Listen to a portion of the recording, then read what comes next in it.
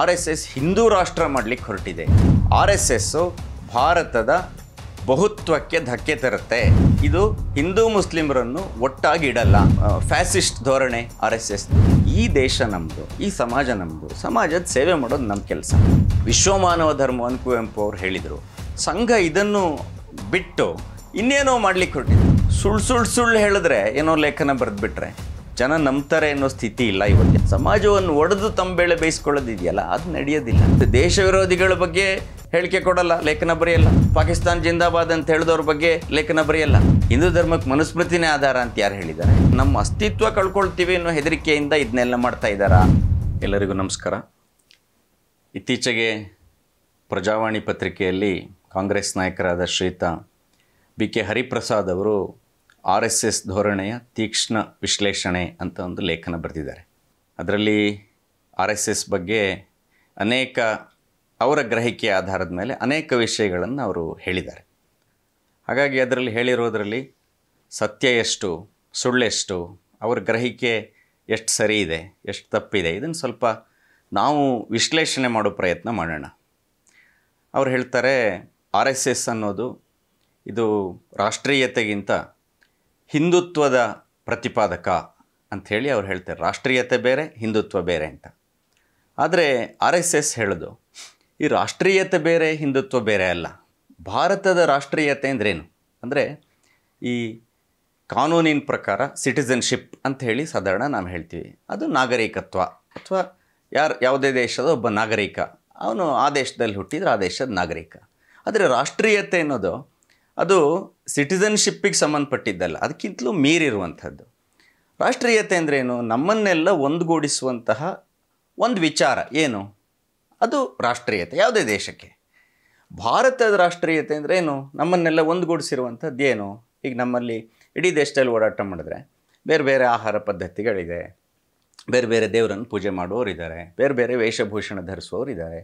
ಆದರೂ ನಾವೆಲ್ಲ ಒಂದು ಅಂತ ನಮಗನ್ಸುತ್ತೆ. ಇಲ್ಲಿರುವವರು ಯಾರೋ ಕರ್ನಾಟಕದವರು, ನಾವು ಕಾಶಿಗೂ ಹೋಗ್ತೀವಿ, ವಿಶ್ವೇಶ್ವರನ ದರ್ಶನ ಮಾಡ್ತೀವಿ, ಅಸ್ಸಾಂ ಕಾಮಾಖ್ಯಕ್ಕೆ ಹೋಗ್ತೀವಿ, ಗುಜರಾತಿನ ದ್ವಾರಕಕ್ಕೆ ಹೋಗ್ತೀವಿ, ಕಾಶ್ಮೀರದ ಶಾರದಾದೇವಿ ದರ್ಶನಕ್ಕೆ ಹೋಗ್ತೀವಿ. ಉತ್ತರದವರು ಮಧುರೈಗೋ, ರಾಮೇಶ್ವರಕ್ಕೋ, ಶೃಂಗೇರಿಗೋ, ಗೋಕರ್ಣಕ್ಕೋ, ಈ ಥರ ಬೇರೆ ಬೇರೆ ಕಡೆಗೆ ಬರ್ತಾರೆ, ತಿರುಪತಿಗೆ ಬರ್ತಾರೆ. ಅಂದರೆ ಇಡೀ ದೇಶ ಇದು ಇವತ್ತಿಂದಲ್ಲ, ಮೊದಲಿಂದನೂ ನಮಗಿದು ನಮ್ಮ ದೇಶ, ನಾವೆಲ್ಲ ಒಂದು ಅಂತ ಅನಿಸ್ತಾ ಇದೆಯಲ್ವ, ಆ ಭಾವನೆ ಅದು ರಾಷ್ಟ್ರೀಯತೆ. ಅಂದರೆ ನಮ್ಮನ್ನೆಲ್ಲ ಒಂದುಗೂಡಿಸಿರುವಂಥದ್ದು ನಮ್ಮ ಪೂರ್ವಜರಿರಬಹುದು, ನಮ್ಮ ಸಂಸ್ಕೃತಿ, ನಮ್ಮ ಇತಿಹಾಸ, ಇದು ಭಾರತದ ರಾಷ್ಟ್ರೀಯತೆ. ಅಂದರೆ ಹಿಂದುತ್ವ ಅಲ್ಲದೆ ಇದೇನಿದು? ಮತ್ತೆ ಹಿಂದುತ್ವನೇ ಭಾರತದ ರಾಷ್ಟ್ರೀಯತೆ.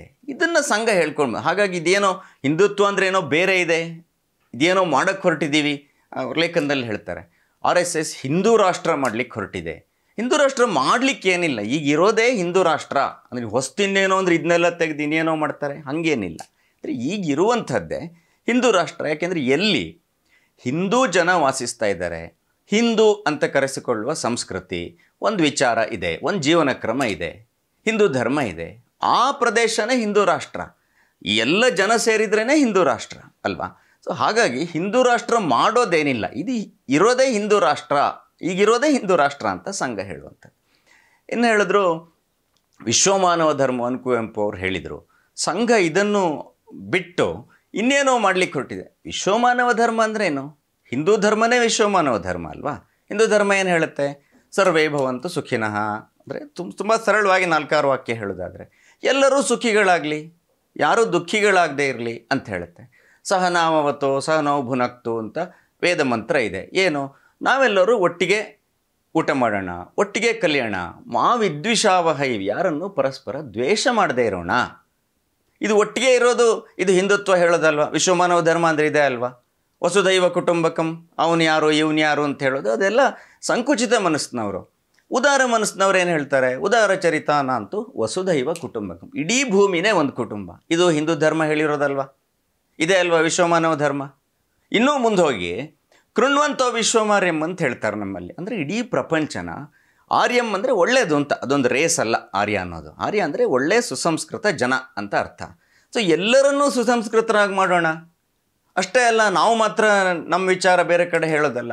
ಆನೋ ಭದ್ರ ಕೃತವೋ ಅಂತ ವಿಶ್ವತಃ ಅಂತಲೂ ಇನ್ನೊಂದು ಕಡೆ ವೇದದಲ್ಲಿದೆ. ಅಂದರೆ ಬೇರೆ ಬೇರೆ ಕಡೆಯಿದ್ದ ಭದ್ರಾಹ ಅಂದರೆ ಒಳ್ಳೆಯ ವಿಚಾರ, ಮಂಗಳಕರವಾದ, ಎಲ್ಲರಿಗೂ ಒಳ್ಳೇದು ಮಾಡುವಂಥದ್ದು, ಎಲ್ಲಿಂದ ಬೇಕಾದರೂ ಬರಲಿ ನಾವು ತಗೊಳ್ಳೋಣ, ಅಂದರೆ we are open for any good thoughts ಅಂತ ಹೇಳುವಂಥ. ಇದು ವಿಶ್ವಮಾನವ ಧರ್ಮ ಅಲ್ವಾ? ಇದನ್ನೇ ಹಿಂದೂ ಧರ್ಮ ಹೇಳಿ ಕುವೆಂಪು ಅವರು ಅದನ್ನು ಇನ್ನೂ ಸ್ವಲ್ಪ ಅವರ ಸಾಹಿತ್ಯ ಕಾವ್ಯದಲ್ಲಿ ಅದನ್ನು ಅವರು ಪ್ರತಿಪಾದನೆ ಮಾಡಿದ್ದಾರೆ. ಅದಕ್ಕೆ ಅವರು ವಿಶ್ವಮಾನವ ಧರ್ಮ ಅಂತ, ಯಾವುದು ವಸುಧೈವ ಕುಟುಂಬಕ ಮತ್ತು ನಾವು ಹೇಳಿದ್ವಿ ಅದೇ ವಿಶ್ವಮಾನವ ಧರ್ಮ. ಹಿಂದುತ್ವ ಇದಕ್ಕಿಂತ ಬೇರೆನಾ? ಇದೇ ಅಲ್ವಾ ಹಿಂದುತ್ವ? ಹಾಗಾಗಿ ವಿಶ್ವಮಾನವ ಧರ್ಮ ಅಂದರೆ ಮತ್ತು ಹಿಂದೂ ಧರ್ಮ ಅದು ಬೇರೆ ಬೇರೆ ಅಲ್ಲ, ಅದು ಒಂದೇ. ಇದು ಒಂದು ವಿಷಯ. ಇನ್ನೂ ಮುಂದೆ ಹೋಗಿ ಅಂಬೇಡ್ಕರ್ ಅವರನ್ನು ಹರಿಪ್ರಸಾದ್ ಅವರು ಕೋಟ್ ಮಾಡ್ತಾರೆ. ಅಂಬೇಡ್ಕರ್ ಅವರು ಥಾಟ್ಸ್ ಆನ್ ಪಾಕಿಸ್ತಾನ್ ಗ್ರಂಥದಲ್ಲಿ ಪುಟ ಸಂಖ್ಯೆ ಕೂಡ ಹೇಳ್ತಾರೆ, 241ನೇ ಪುಟದಲ್ಲಿರಬೇಕು ಬಹುಶಃ ಅಂತ ಹರಿಪ್ರಸಾದ್ ಅವರು ಉಲ್ಲೇಖ ಮಾಡ್ತಾರೆ. ಅವರು ಹೇಳಿದ್ದಾರೆ, RSS ಭಾರತದ ಬಹುತ್ವಕ್ಕೆ ಧಕ್ಕೆ ತರುತ್ತೆ, ಹಾಗೆ RSSನ ಮತೀಯ ವಿಚಾರ ಇದು ಹಿಂದೂ ಮುಸ್ಲಿಮರನ್ನು ಒಟ್ಟಾಗಿ ಇಡಲ್ಲ ಅಂಥೇಳಿ. ಆದರೆ ಅವರು ಕೋಟ್ ಮಾಡಿರೋದೇ ತಪ್ಪು. ಏಕೆಂದರೆ ಥಾಟ್ಸ್ ಆನ್ ಪಾಕಿಸ್ತಾನಲ್ಲಿ ಡಾಕ್ಟರ್ BR ಅಂಬೇಡ್ಕರ್ ಅವರು RSS ಅಂತ ಹೇಳಲ್ಲ. ಅವರೇನು ಹೇಳ್ತಾರೆ ಅಂದರೆ, ಒಂದು ಕಮ್ಯುನಲ್ ವಿಚಾರಕ್ಕೆ ಅಂದರೆ ಮತೀಯವಾದಕ್ಕೆ ಇನ್ನೊಂದು ಮತೀಯವಾದ ಉತ್ತರ ಅಲ್ಲ. ಹೌದು ತಾನೆ? ಅಂದರೆ ಹಿಂಸೆಗೆ ಹಿಂಸೆನೇ ಉತ್ತರ ಅಲ್ಲ. ಗಾಂಧೀಜಿಯವರು ಅದನ್ನು ಹೇಳಿದರು. ಹಾಗಾದರೆ ಏನು ಮತೀಯವಾದ ಅಂತ ಹೇಳಿದರೆ, ನಮ್ಮ ರಿಲಿಜನ್ ಬೇರೆ, ನಾವು ಬೇರೆ, ನಾವು ನಿಮಗಿಂತ ಬೇರೆ ಅಂತ ಹೇಳೋದು. ಸಹಜವಾಗಿ ಆ ಥರ ಹೇಳಿದ್ರೆ ಅವರು ಬೇರೆಯವ್ರ ಜೊತೆ ಬದುಕೋದು ಕಷ್ಟ. ಎಲ್ಲರೂ ಒಟ್ಟಾಗಿ ಹೋಗಬೇಕಂದ್ರೆ ನಮ್ಮ ರಿಲಿಜನ್ನು, ನಮ್ಮದೇನೋ ಆಚಾರ ಸಂಪ್ರದಾಯ, ದೇವರು ಪೂಜೆ, ಈಗ ಹಿಂದೂಗಳ ನಡುವೆನೇ ನೋಡಿದ್ರು ನೂರಾರು ದೇವರನ್ನು, ಸಾವಿರಾರು ದೇವರನ್ನು ಪೂಜೆ ಮಾಡೋರು, ಅವ್ರವ್ರ ಸಂಪ್ರದಾಯ ಆಚಾರ ಸ್ವಲ್ಪ ಬೇರೆ ಇರೋರು ಇದ್ದಾರೆ. ಆದರೆ ಅದನ್ನೆಲ್ಲ ಅವ್ರವ್ರ ಮನೆ ಒಳಗಡೆ ವೈಯಕ್ತಿಕವಾಗಿ ಇಟ್ಕೊಳ್ಳೋ. ಹೊರಗೆ ಬಂದರೆ ನಾವೆಲ್ಲ ಒಂದು, ನಾವೆಲ್ಲ ಭಾರತೀಯರು, ನಾವು ಹಿಂದೂ, ನಮ್ಮ ದೇಶ ಒಂದು, ನಮ್ಮ ಸಮಾಜ ಒಂದು ಅಂತ ಯೋಚನೆ ಮಾಡುವವರೇ ಇರೋದು. ಈ ಕಮ್ಯುನಲ್ ವಿಚಾರ ಇದೆಯಲ್ಲ, ಅಂದರೆ ಒಂದು ಕಮ್ಯುನಲ್ ಐಡಿಯಾಲಜಿಗೆ ಇನ್ನೊಂದು ಕಮ್ಯುನಲ್ ಐಡಿಯಾಲಜಿ ಉತ್ತರ ಅಲ್ಲ. ಸರಿ ಅಲ್ವಾ? ಹಿಂದುತ್ವ ಅನ್ನೋದು ಕಮ್ಯುನಲ್ ಅಲ್ಲ. ಹಿಂದುತ್ವ ಏನು ಹೇಳುತ್ತೆ? ನಾವೆಲ್ಲ ಒಂದು ಅಂತಲೇ ಹೇಳೋದು. ನಾವೆಲ್ಲ ಒಂದು, ನಾವೆಲ್ಲ ಬಂಧು, ನಾವೆಲ್ಲ ಹಿಂದೂ. ಸೊ ಹಾಗಾಗಿ ಇದು ಕಮ್ಯುನಲ್. ಹೆಂಗೆ ಕಮ್ಯುನಲ್ ಅಂದರೆ ನಾನು ಪ್ರತ್ಯೇಕ, ನನ್ನ ಬೇರೆ ಥರ, ನಂದು ವಿಚಾರ ಬೇರೆ ಅಂತ. ಹಿಂದೂಗಳು ಹಂಗೆ ಹೇಳಲ್ಲ, ನಾವೆಲ್ಲ ಒಂದು ಅಂತಲೇ ಹೇಳೋರು ಹಿಂದೂಗಳು. ಹಾಗಾಗಿ ಅವರು ಅಂಬೇಡ್ಕರ್ ಹೇಳಿರೋದು RSS ಅಂತ. ಅವರು ಕಮ್ಯುನಲ್ ಐಡಿಯಾಲಜಿಗೆ ಇನ್ನೊಂದು ಕಮ್ಯುನಲ್ ಐಡಿಯಾಲಜಿ, ಇನ್ನೊಂದು ಕಮ್ಯುನಲ್ ಫೋರ್ಸು ಅದು ಇನ್ನೂ ಡಿವೈಡ್ ಮಾಡುತ್ತೆ, ಒಡೆಯುತ್ತೆ ಹೊರತು ಒಂದು ಮಾಡಲ್ಲ. ಸರಿ ಅಲ್ವಾ?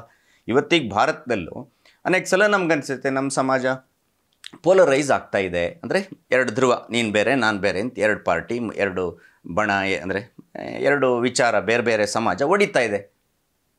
ಯಾಕೆ ಅಂದರೆ ಯಾರೋ ಒಬ್ಬರು ಈ ರೀತಿ ಕಮ್ಯುನಲ್ ವಿಚಾರವನ್ನು, ಯಾವುದೋ ರಿಲಿಜನ್ನವರು ಈ ಥರ ಹೇಳಿದಾಗ ಉಳಿದವ್ರಿಗೆ ಅವ್ರು ಬೇರೆ ಅಂತಂದಾಗ ಉಳಿದವ್ರದ್ದು ಅದೊಂದು ಪ್ರೇರೇಪಣೆ ಕೊಟ್ಟಂಗಾಗತ್ತೆ, ಇದು ನಾವು ಬೇರೆ ಅಂತ ಹೇಳಲಿಕ್ಕೆ. ಆದರೆ ಹಿಂದುತ್ವ ಹೇಳೋದದ್ನಲ್ಲ, ಎಲ್ಲರೂ ಒಂದೇ. ಈಗ ಅನೇಕ ಸಲ ಇದು ಹಿಂದೂ ರಾಷ್ಟ್ರ ಅಂತ ಹೇಳಿದಾಗ ಇಲ್ಲಿರೋ ಹಾಗಾದ್ರೆ ಮುಸ್ಲಿಮರು ಕ್ರಿಶ್ಚಿಯನ್ರ ಕತೆ ಏನೋ, ಅವ್ರೇನಾಗ್ತಾರೆ, ಏನಾಗ್ತಾರೆ, ಈಗ ಏನಾಗಿದ್ದಾರೆ, ಇದಾರಲ್ವಾ, ಚೆನ್ನಾಗೇ ಅದೇ ಹಿಂದೂ ರಾಷ್ಟ್ರ ಆಗೋದು ಇನ್ನೇನಿಲ್ಲ, ಚೆನ್ನಾಗೇ ಬದುಕ್ತಾ ಇದ್ದಾರೆ. ಅಂದರೆ ರಿಲಿಜನ್ ಪ್ರಕಾರ ಯಾರೋ ಕ್ರಿಶ್ಚಿಯನ್ ಇರ್ಬೋದು, ಮುಸ್ಲಿಮ್ ಇರ್ಬೋದು, ಇನ್ಯಾವುದೇ ಇರ್ಬೋದು, ಪಾರ್ಸಿಗಳು ಇರ್ಬೋದು.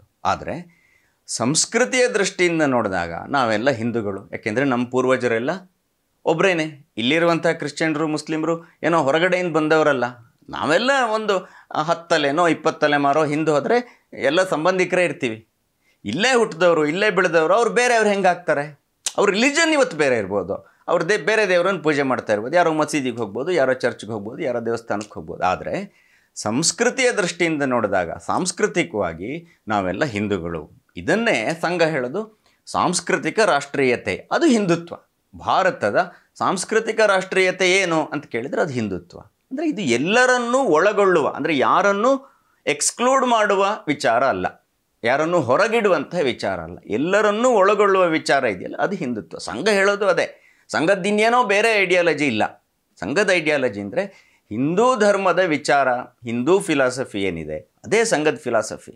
ಕಮ್ಯುನಿಸಮ್ ಬಹಳ ಉಚ್ಛ್ರಾಯ ಸ್ಥಿತಿಯಲ್ಲಿ ರಷ್ಯಾದಲ್ಲಿದ್ದಾಗ ಪತ್ರಕರ್ತರು ಒಂದು ಸಲ RSSನ ಆಗಿನ ಸರ್ಸಂಘಚಾಲಕರು ಶ್ರೀಯುತ ಗುರೂಜಿ ಗೋಳ್ವಲ್ಕರ್, ಮಾಧವ ಸದಾಶಿವ ಗೋಳ್ವಲ್ಕರ್ ಅಂತ ಅವ್ರ ಹೆಸರು, ಅವ್ರನ್ನ ಕೇಳ್ತಾರೆ, what is the basis of RSS ಅಂತ, RSS ವರ್ಕ್ ಅಂತ ಕೇಳ್ತಾರೆ. ಅಂದರೆ ಅವ್ರು ಇದೇ ರೀತಿ ಪ್ರಶ್ನೆಯನ್ನು ರಷ್ಯಾದ ಕಮ್ಯುನಿಸ್ಟ್ ನಾಯಕರಿಗೆ ಕೇಳಿರ್ತಾರೆ, what is the basis of communism ಅಂತ. ಅಲ್ಲಿ ಉತ್ತರ ಅವರಿಗೆ ಇಂಟೆನ್ಸ್ ಹೇಟ್ರೆಡ್ ಅಂತ ಸಿಕ್ಕಿರುತ್ತೆ. ಅದೇ ಸ್ಟೈಲಲ್ಲಿ ಇಲ್ಲಿ ಬಂದು ಪ್ರಶ್ನೆ ಕೇಳ್ತಾರೆ. ಗುರೂಜಿ ಅವರು ಹೇಳ್ತಾರೆ, intense love is the basis of RSS work.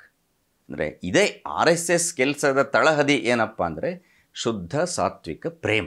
ಅಂದರೆ ಎಲ್ಲ ಜನರ ಬಗ್ಗೆ ಇವರು ನಮ್ಮವರು, ನಾವು ಇವರಿಗೋಸ್ಕರ ಕೆಲಸ ಮಾಡಬೇಕು, ಈ ದೇಶ ನಮ್ಮದು, ಈ ಸಮಾಜ ನಮ್ಮದು, ನಮ್ಮ ಸ್ವಾರ್ಥ ಎಲ್ಲ ನಮ್ಮ ಬಿಸ್ನೆಸ್ಸೋ ವ್ಯವಹಾರನೋ ಉದ್ಯೋಗನೋ ಮಾಡಬೇಕು ಸರಿ, ಆದರೆ ಅದನ್ನು ಮಾಡಿ ಸಮಾಜಕ್ಕೋಸ್ಕರ ಸ್ವಲ್ಪ ಕೆಲಸ ಮಾಡಬೇಕು. ಇಲ್ಲಿ ಈ ಸಮಾಜ ಏನೋ ಸರಿ ಮಾಡಬೇಕು, ಬದಲಾವಣೆ ಮಾಡಬೇಕು, ಚೆನ್ನಾಗಿ ಮಾಡಬೇಕು ಅಂದರೆ ಯಾರೋ ಬಂದು ಮಾಡಲ್ಲ.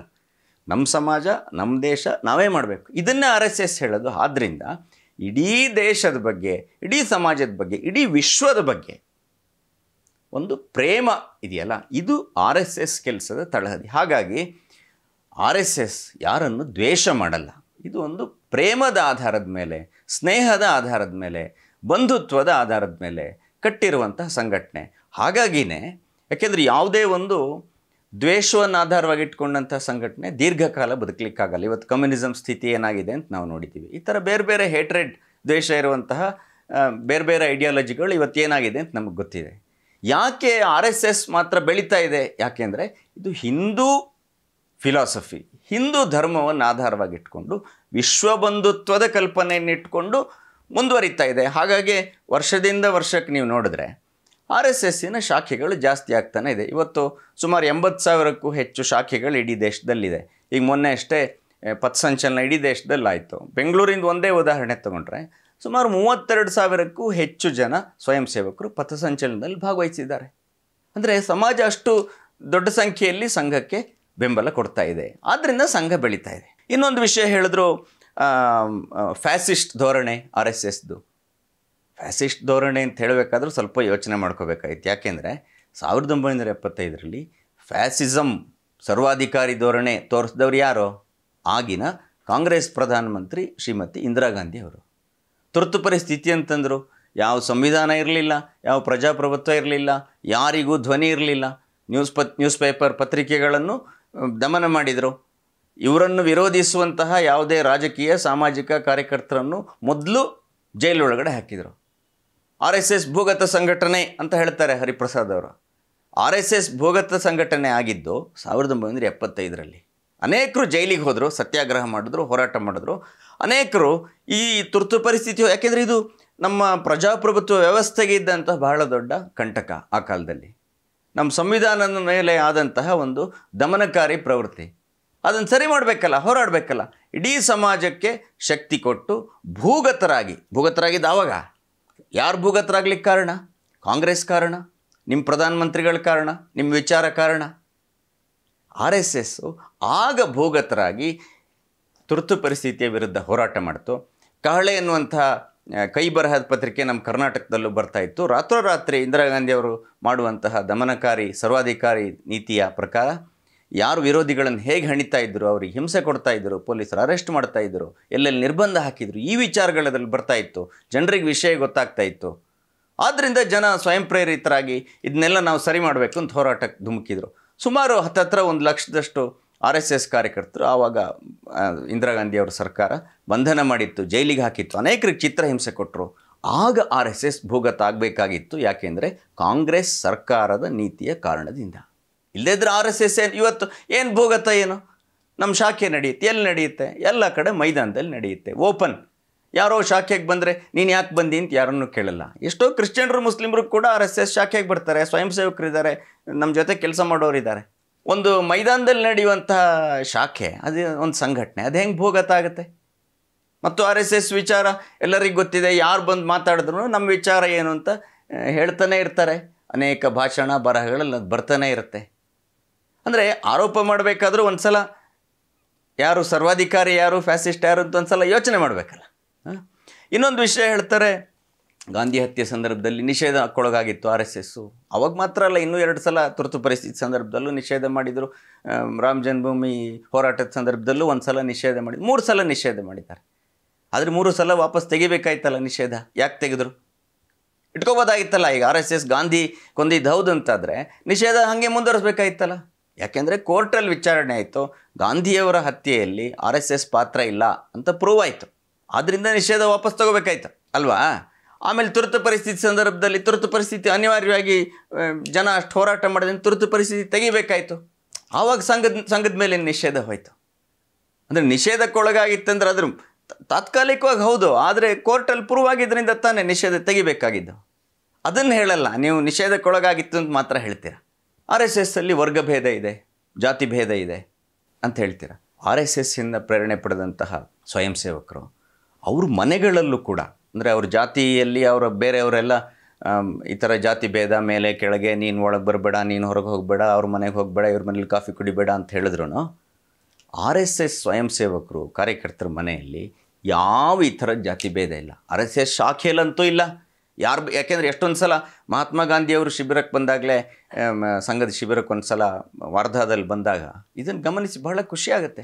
ಯಾವುದೇ ಜಾತಿ ಭೇದ ಇಲ್ಲ, ಪಕ್ಕದಲ್ಲಿರೋನು ಯಾವ ಜಾತಿ ಅಂತ ಗೊತ್ತಿಲ್ಲ, ಅವ್ನು ಯಾರು ಕೇಳೋದು ಇಲ್ಲ, ಅದನ್ನು ತಿಳ್ಕೊಳ್ಳೋ ಆಸಕ್ತಿನೂ ಯಾರಿಗೂ ಇಲ್ಲ. ನಾವೆಲ್ಲ ಸಮಾಜಕ್ಕೋಸ್ಕರ ಕೆಲಸ ಮಾಡೋ ಕಾರ್ಯಕರ್ತರು, ಸ್ವಯಂ ಸೇವಕರು, ನಾವು ಹಿಂದೂಗಳು ಅಷ್ಟೇ. RSSನ ಸ್ವಯಂ ಸೇವಕರನ್ನು ಒಂದುಗೂಡಿಸಿರೋದು ಏನು ಅಂದರೆ, ಈ ದೇಶ ನಮ್ಮದು, ಈ ಸಮಾಜ ನಮ್ಮದು, ಸಮಾಜದ ಸೇವೆ ಮಾಡೋದು ನಮ್ಮ ಕೆಲಸ. ಅವನು ಯಾವ ಜಾತಿ ಆದ್ರೇನು, ಯಾವ ವರ್ಗ ಆದ್ರೇನು, ಇದು RSSಲ್ಲಿರುವಂಥ ವಿಚಾರ. ಎಲ್ಲಿ ಜಾತಿ ಭೇದ? ಇವತ್ತು RSSನ ಸ್ವಯಂ ಕಾರ್ಯಕರ್ತರು ನೋಡಿದ್ರು ಬೇರೆ ಬೇರೆ ಬೇರೆ ಜವಾಬ್ದಾರಿಯಲ್ಲಿರುವಂತಹ ಕಾರ್ಯಕರ್ತರು ಹೆಚ್ಚು ಕಮ್ಮಿ ಇವತ್ತು ಎಲ್ಲ ಜಾತಿಯವರಿದ್ದಾರೆ. ಅಂದರೆ ಈಗ ಹೇಳಕ್ಕೆ ನನಗೆ ಗೊತ್ತಿಲ್ಲ, ಯಾಕೆಂದರೆ ನಾವು ಯಾರ ಜಾತಿನೂ ಕೇಳಲ್ಲ. ನೀವೊಂದು ಸಲ ಬಂದು ನೋಡಿ, ಶಾಖೆಗೆ ಬಂದು ನೋಡಿ ಗೊತ್ತಾಗುತ್ತೆ, ಅಥವಾ ಯಾವುದೋ RSSನ ಕಾರ್ಯಕ್ರಮಕ್ಕೆ ಬಂದು ನೋಡಿ ಯಾವ್ಯಾವ ಜಾತಿಯವರು, ನಿಮ್ಗೆ ಅಂದಾಜಾಗುತ್ತೆ. RSSಯಿಂದ ಪ್ರೇರಣೆ ಪಡೆದಂತಹ ರಾಜಕೀಯ ದೃಷ್ಟಿಯಿಂದ ಹೆಚ್ಚು ಜನರಿಗೆ ಗೊತ್ತಾಗೋದ್ರಿಂದ ಸುಲಭವಾಗಿ BJP ತಗೊಳ್ಳಿ, ಇವತ್ತು ಪ್ರಧಾನಮಂತ್ರಿ ಆಗಿರೋರು ಯಾವ ಸಮಾಜದವರು? OBC ಸಮಾಜದವರು. ಈಗ ರಾಷ್ಟ್ರಪತಿ ಆಗಿರೋರು ಯಾರು? ST ಪರಿಶಿಷ್ಟ ವರ್ಗದವರು. ಇದಕ್ಕೂ ಹಿಂದೆ ರಾಷ್ಟ್ರಪತಿ ಆಗಿದ್ದವರು ಯಾರು? ಪರಿಶಿಷ್ಟ ಜಾತಿಯವರು, SC ಸಮಾಜಕ್ಕೆ ಸೇರಿದವರು. ಅಂದರೆ ಇವ್ರು ಈ ಥರ ವರ್ಗಭೇದ, ಜಾತಿ ಭೇದ ಇರೋದಾಗಿದ್ದರೆ ಇವ್ರನ್ನೆಲ್ಲ ಯಾಕೆ ಬೇರೆ ಬೇರೆ ಸ್ಥಾನಗಳಿಗೆ RSS ಅವ್ರಿಗೆ ಜವಾಬ್ದಾರಿ ಕೊಡ್ತಾಯಿತ್ತು? ಅಂದರೆ RSS ಅಥವಾ BJP, RSSನ ಪ್ರೇರಣೆ ಪಡೆದಂಥ ಸಂಘಟನೆ. ಅಂದರೆ ಮೂಲ ವಿಚಾರದಲ್ಲೇ ಇದಿಲ್ಲ. ಅಷ್ಟಲ್ಲದೆ RSSಸು ಸಾಮರಸ್ಯ ವಿಭಾಗ ಅಂಥೇಳಿ ಒಂದು ಪ್ರತ್ಯೇಕ ವಿಭಾಗನೇ ಮಾಡಿ ಅದಕ್ಕೆ ಹೆಚ್ಚು ಆಗ್ರಹ ಕೊಟ್ಟು ಈ ಜಾತಿ ಭೇದ, ಅಸ್ಪೃಶ್ಯತೆ ಇದು ಹೋಗಬೇಕು ಅಂತಲೇ ಕೆಲಸ ಮಾಡ್ತಾಯಿದ್ದೆ. ಈಗ 3 ಸಂಗತಿ ಮಿನಿಮಮ್ ಇಷ್ಟು ವರ್ಷ ಆದರೂ ಕೂಡ ನಮ್ಮ ದೇಶದಲ್ಲಿ ಇದನ್ನು ಮಾಡೋಕ್ಕಾಗಿಲ್ಲ. ಅಂದರೆ ಇದರಲ್ಲಿ ಕಾಂಗ್ರೆಸ್ದು ಪಾತ್ರ ಇರ್ತಾನೆ, ಸಮಾಜದಲ್ಲಿ ಬದಲಾವಣೆ ತರೋಕ್ಕಾಗಿಲ್ಲ. ಅಂದರೆ ಯಾರನ್ನೂ ದೂರ್ತಾ ಇಲ್ಲ. ನಾವು ಆ್ಯಸ್ ಎ ಸೊಸೈಟಿ, ಒಂದು ಸಮಾಜವಾಗಿ ಇನ್ನೂ ಅಸ್ಪೃಶ್ಯತೆ ನಮ್ಮ ದೇಶದಲ್ಲಿ ಆಚರಣೆಯಲ್ಲಿದೆ. ಎಷ್ಟೋ ದೇವಸ್ಥಾನಗಳಿಗೆ ಎಲ್ರಿಗೂ ಎಲ್ಲ ಜಾತಿಯವರಿಗೆ ಪ್ರವೇಶ ಇಲ್ಲ, ಎಷ್ಟೋ ಸ್ಮಶಾನಕ್ಕೆ ಎಲ್ಲ ಜಾತಿಯವರಿಗೆ ಪ್ರವೇಶ ಇಲ್ಲ, ಎಷ್ಟೋ ಕಡೆ ಕುಡಿಯುವ ನೀರಿನ ವ್ಯವಸ್ಥೆ ಎಲ್ಲರಿಗೂ ಒಂದೇ ಇಲ್ಲ. ಇವತ್ತು ಅಲ್ಲೆಲ್ಲೋ ಕ್ಷೌರದ ಅಂಗಡಿಲಿ ಯಾವುದೋ ಜಾತಿಯವ್ರಿಗೆ ಕ್ಷೌರ ಮಾಡಿಲ್ಲ, ಯಾವುದೋ ಹೋಟ್ಲಲ್ಲಿ ಬೇರೆ ಲೋಟ ಒಂದು ಜಾತಿಯವರಿಗೆ ಅಲ್ವಾ? ಇದನ್ನು ನೋಡ್ತೀವಿ. ಒಂದು ಸಮಾಜವಾಗಿ ನಮಗೆ ಇದು ಒಂದು ಅವಮಾನದ ವಿಷಯ, ಇದು ಹೆಮ್ಮೆ ವಿಷಯ ಅಲ್ಲ. ಇದನ್ನು ಸರಿ ಮಾಡಬೇಕು ಅಂತ ಸಮಾಜದಲ್ಲಿ ಸಂಘ ಕೆಲಸ ಮಾಡ್ತಾಯಿದೆ. ಜನರ ಜೊತೆ ಮಾತಾಡಿ, ಇದಕ್ಕೆ ಶಾಸ್ತ್ರದ ಯಾವುದೇ ಆಧಾರ ಇಲ್ಲ, ಹಿಂದೂ ಧರ್ಮ ಇದನ್ನೇನು ಹೇಳಿಲ್ಲ. 1969ರಲ್ಲಿ ವಿಶ್ವ ಹಿಂದೂ ಪರಿಷತ್ ಸಮ್ಮೇಳನ ಉಡುಪಿಯಲ್ಲಾದಾಗ ಎಲ್ಲ ಧರ್ಮಾಚಾರ್ಯರು, ಮಠಾಧಿಪತಿಗಳು, ಸ್ವಾಮೀಜಿಗಳು ಸೇರಿ ಅಸ್ಪೃಶ್ಯತೆಗೆ ಹಿಂದೂ ಧರ್ಮದಲ್ಲಿ ಯಾವುದೇ ಆಧಾರ ಇಲ್ಲ, ಇದಕ್ಕೆ ಸಮರ್ಥನೆ ಇಲ್ಲ, ನಮ್ಮ ಶಾಸ್ತ್ರಗಳು ಇದನ್ನು ಹೇಳೋದಿಲ್ಲ ಅಂತ ಹೇಳಿದ್ದಾರೆ ಎಲ್ಲರೂ. 50 ವರ್ಷದ ಮೇಲಾಗೋಯ್ತು. ಆದರೂ ಇವತ್ತು ನಮ್ಮ ಸಮಾಜದಲ್ಲಿ ಅದಿದೆ. ಅದನ್ನು ಜಾರಿ ಮಾಡಬೇಕು, ಎಲ್ಲರನ್ನೂ ಸಮಾನವಾಗಿ ನೋಡೋ ದೃಷ್ಟಿಯನ್ನು ಸಮಾಜದಲ್ಲಿ. ಇದಕ್ಕೆ RSS ಕೆಲಸ ಮಾಡ್ತಾಯಿದೆ. ನೀವೇನು ಮಾಡ್ತಾಯಿದ್ದೀರಾ? ನಾವು ಒಂದು ಕನ್ಸ್ಟ್ರಕ್ಟಿವ್ ಆಗಿ ಜನರ ನೋಟಿಗೆ ತೊಗೊಂಡು, ವಿಶ್ವಾಸಕ್ಕೆ ತೊಗೊಂಡು, ಇವತ್ತು ಎಷ್ಟೋ ಊರುಗಳಲ್ಲಿ, ಎಷ್ಟೋ ದೇವಸ್ಥಾನಗಳಲ್ಲಿ ಈ ಪ್ರಯತ್ನದಿಂದ ಎಲ್ಲರಿಗೂ ಪ್ರವೇಶ ಇದೆ. ನಾಸಿಕಿನ ಕಾಳಾರಾಮ್ ದೇವಸ್ಥಾನದಲ್ಲಿ ಬಾಬಾ ಸಾಹೇಬ್ ಅಂಬೇಡ್ಕರ್ ಅವರಿಗೆ ಆ ಕಾಲದಲ್ಲಿ ಪ್ರವೇಶ ಕೊಟ್ಟಿರಲಿಲ್ಲ. ಆಗಿನ ಆಚರಣೆ ಆಗಿತ್ತು. ಅವ್ರ ಮನೆಯವರು ಸ್ವಯಂ ಸೇವಕರಾದರು. ಮೊನ್ನೆ ಅಷ್ಟೇ ಫೋನ್ನಲ್ಲಿ ಮಾತಾಡಿದೆ ನಾನು. ಅವರು ನಮ್ಮ ತಾತನ ಕಾಲದಲ್ಲಿ ಮಾಡಿರೋದು ಸರಿ ಇಲ್ಲ ಅಂತ ಅಫ್ಕೋರ್ಸ್ ಸಂಘಕ್ಕೆ ಬಂದಾಗ ಈ ಥರದ ವಿಚಾರ, ಹೌದಪ್ಪ ನಾವೆಲ್ಲ ಒಂದೇ, ನಾವು ಯಾಕೆ ಅವ್ರಿಗೆ ಪ್ರವೇಶ ಇಲ್ಲ ಇವ್ರಿಗೆ ಪ್ರವೇಶ ಇಲ್ಲ ಅಂತ ಮಾಡಬೇಕು ಅಂತ ಅವ್ರಿಗನ್ನಿಸ್ತು.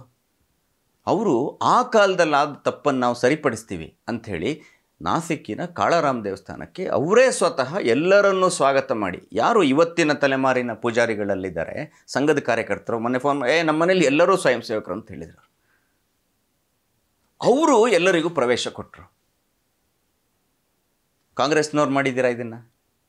ಸಂಘ ಮಾಡಿದೆ ಈ ಕೆಲಸ. ಎಲ್ಲರನ್ನೂ ನಾವು ಸಮಾನ ಅಂತ ನೋಡುವಂತಹ ವಿಚಾರವನ್ನು ಸಮಾಜದಲ್ಲಿ ಹರಡಲಿಕ್ಕೆ ಸಂಘ ಕೆಲಸ ಮಾಡ್ತಾಯಿದೆ. ಇನ್ನೊಂದು ವಿಷಯ ಹೇಳಿದ್ರು, ಕಾರ್ಮಿಕರ ಹಕ್ಕನ್ನು ದಮನ ಮಾಡುತ್ತೆ.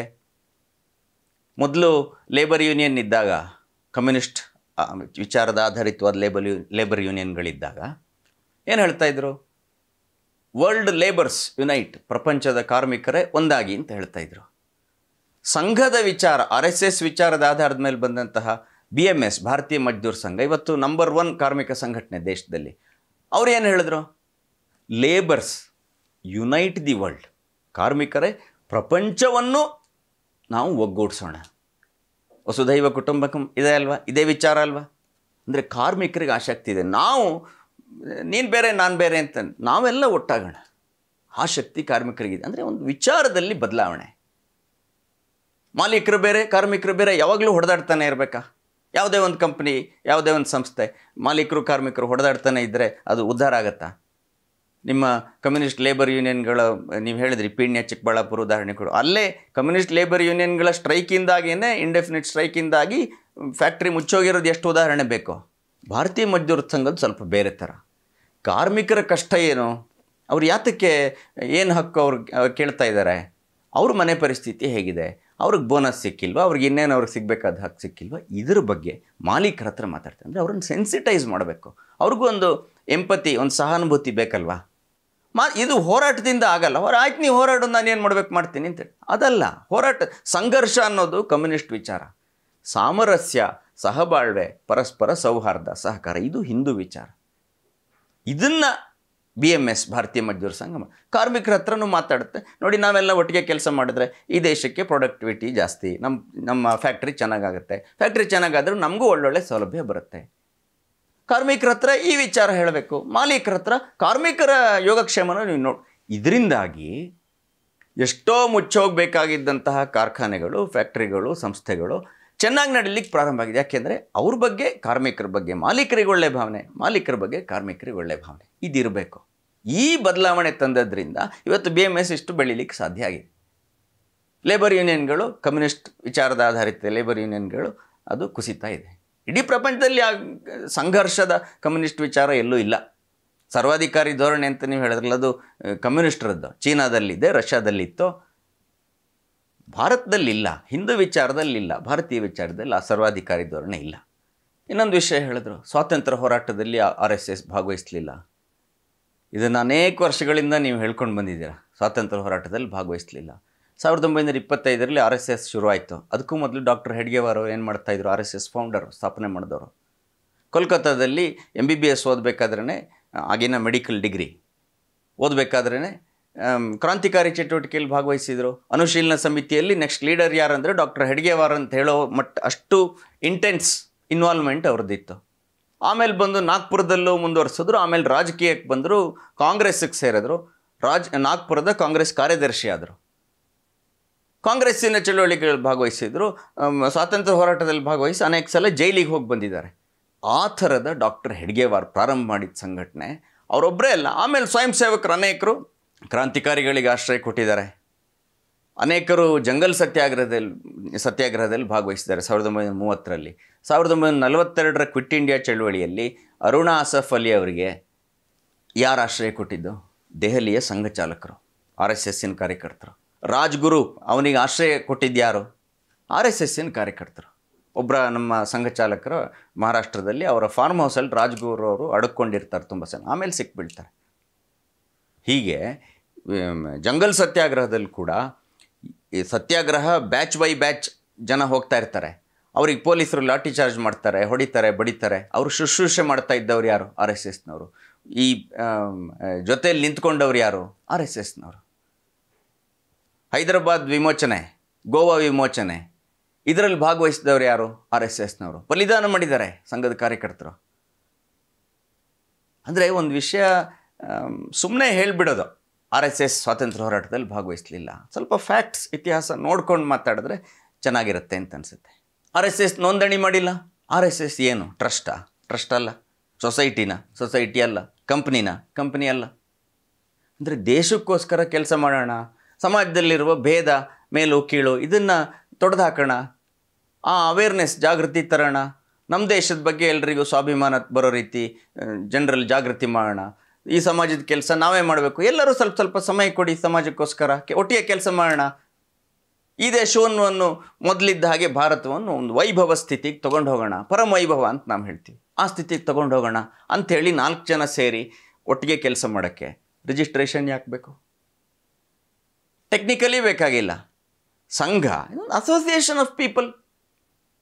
ಸಂಘ ಗುರುದಕ್ಷಿಣೆ ಸಂಗ್ರಹ ಅಲ್ಲ, ಗುರುದಕ್ಷಿಣೆ ಅರ್ಪಣೆ ಮಾಡ್ತಾರೆ. ಅದರಲ್ಲಿ ಫೈನಾನ್ಷಿಯಲ್ ವ್ಯವಹಾರ ಬರುತ್ತೆ. ಅದಕ್ಕೇನು ಬೇಕು? ಟ್ಯಾಕ್ಸ್, ಇನ್ಕಮ್ ಟ್ಯಾಕ್ಸ್ ಡಿಪಾರ್ಟ್ಮೆಂಟನ್ನು ಕೇಳಿ ನಿಮಗೆ ಗೊತ್ತಾಗುತ್ತೆ. ಇದ್ರ ಮೇಲೆ ಬೇರೆ ಬೇರೆಲ್ಲ ಕೇಸ್ ಎಲ್ಲ ಹಾಕಿ ಕೋರ್ಟಲ್ಲಿ ನಡೆದುಬಿಟ್ಟಿದೆ. ಅದ್ರ ಪ್ರಕಾರ ಸಂಘ ಇನ್ಕಮ್ ಟ್ಯಾಕ್ಸಲ್ಲಿ ರಿಜಿಸ್ಟರ್ ಮಾಡಿದೆ, ಪ್ಯಾನ್ ಕಾರ್ಡ್ ಇದೆ, ಎಲ್ಲ ಆಡಿಟ್ ಆಗುತ್ತೆ. ಅದನ್ನೆಲ್ಲ ಇನ್ಕಮ್ ಟ್ಯಾಕ್ಸಿಗೆ ಸಬ್ಮಿಟ್ ಮಾಡ್ತಾರೆ. ಏನು ಭೂಗತ, ಏನು ರಹಸ್ಯ RSSನಲ್ಲಿ? ಸ್ವಲ್ಪ ಈ ರೀತಿ ಸುಳ್ಳು ಹೇಳಿದ್ರೆ, ಏನೋ ಲೇಖನ ಬರೆದ್ಬಿಟ್ರೆ ಜನ ನಂಬ್ತಾರೆ ಅನ್ನೋ ಸ್ಥಿತಿ ಇಲ್ಲ ಇವತ್ತು. ಯಾಕೆಂದರೆ ಎಲ್ಲ ಮಾಹಿತಿ ಇಂಟರ್ನೆಟ್ಟಲ್ಲಿ ಗೂಗಲ್ ಮಾಡಿಬಿಟ್ರೆ ಎಲ್ಲರಿಗೂ ಸಿಗುತ್ತೆ. ಅದು ಒಂದು. ಅದಕ್ಕಿಂತ ಹೆಚ್ಚಾಗಿ RSSನ ಜನ ಸ್ವತಃ ಪ್ರತ್ಯಕ್ಷ ಕಣ್ಣಲ್ಲಿ ನೋಡ್ತಾ ಇದ್ದಾರಲ್ಲ, ಗೊತ್ತಾಗ್ತಾ ಇದೆಯಲ್ಲ ಯಾರು ಸಮಾಜವನ್ನು ನೋಡಿತಾ ಇದ್ದಾರೆ, ಜಾತಿ ಆಧಾರದ ಮೇಲೆ, ರಿಲಿಜನ್ ಆಧಾರದ ಮೇಲೆ. ಯಾರು ಎಲ್ಲರೇ ನಾವೆಲ್ಲ ಒಂದೇ ಅಪ್ಪ ಅಂತ ಯಾರು ಹೇಳ್ತಾ ಇದ್ದಾರೆ ಗೊತ್ತಾಗುತ್ತಲ್ವ ನೋಡಿದ್ರೆ. ಅಂದರೆ ಒಂದು ನನಗೆ ಈ ಲೇಖನದ ಕೊನೆಯಲ್ಲಿ ಅವ್ರು ಹೇಳ್ತಾರೆ, ಆವಾಗ ಸ್ಪಷ್ಟವಾಗಿ ಗೊತ್ತಾಗುತ್ತೆ ಏನು ಉದ್ದೇಶ, ಏನು ಹೆದರಿಕೆ ಅವ್ರಿಗೆ, ಯಾಕೆ ಇದೆಲ್ಲ ಮಾಡ್ತಾಯಿದ್ರಿ. ಪ್ರಿಯಾಂಕ್ ಖರ್ಗೆ ಅವರೇನೋ ಹೇಳಿದ್ರು, ಸರ್ಕಾರಿ ಜಾಗದಲ್ಲಿ, ಶಾಲೆ ಕಾಲೇಜ್ ಮೈದಾನದಲ್ಲಿ, ದೇವಸ್ಥಾನ ಮುಜರಾಯಿ ಇಲಾಖೆ ಜಾಗದಲ್ಲಿ ಶಾಖೆ ಮಾಡೋಕ್ಕೆ ಬಿಡಲ್ಲ ಅಂತ ಬಿಡಬೇಡಿ ಅಂತ ಒಂದು ಪತ್ರ ಬರೆದ್ರು. ಯಾಕೆ ಇಷ್ಟೆಲ್ಲ ಹೆದರ್ಕೊಂಡಿದ್ದಾರೆ? ಅವ್ರು ಹೇಳ್ತಾರೆ, ಹರಿಪ್ರಸಾದ್ ಅವರು, ಈ ದೇಶದ ಯುವಕರು ಇದರ ಬಗ್ಗೆ ಎಚ್ಚೆತ್ತುಕೊಳ್ಳದಿದ್ದರೆ RSS ದೇಶವನ್ನು ಆಪೋಷಣ ತಗೊಂಡ್ಬಿಡುತ್ತೆ. ಅಂದರೆ ಇಡೀ ದೇಶದಲ್ಲಿ ಯುವ ಜನರು ಇವತ್ತು ಸಂಘದ ಕಡೆ ಬರ್ತಾ ಇದ್ದಾರೆ. ಎಲ್ಲರಿಗೂ ಅನಿಸ್ತಾ ಇದೆ ನಮ್ಮ ದೇಶ ನಾವೇನೋ ಮಾಡಬೇಕು. ಯಾವುದು ಪ್ಲ್ಯಾಟ್ಫಾರ್ಮ್? ನಮ್ಮದೇ ಬೇರೆ ವಿಚಾರ, ನಮ್ಮದೇ ಬೇರೆ ಐಡಿಯಾಲಜಿ, ನಾವೇ ಬೇರೆ ಅಲ್ಲ. ಎಲ್ಲರನ್ನೂ ಒಟ್ಟು ತಗೊಂಡು ಹೋಗೋದು ಯಾವುದು? RSS. ಅದಕ್ಕೆ ಬರ್ತಾ ಇದ್ದಾರೆ. ಅದಕ್ಕೆ ನಮ್ಮ ಶಾಖೆಗಳ ಸಂಖ್ಯೆ, ಸ್ವಯಂ ಸೇವಕರ ಸಂಖ್ಯೆ ವರ್ಷದಿಂದ ವರ್ಷಕ್ಕೆ ಬೆಳೀತಾನೆ ಇದೆ.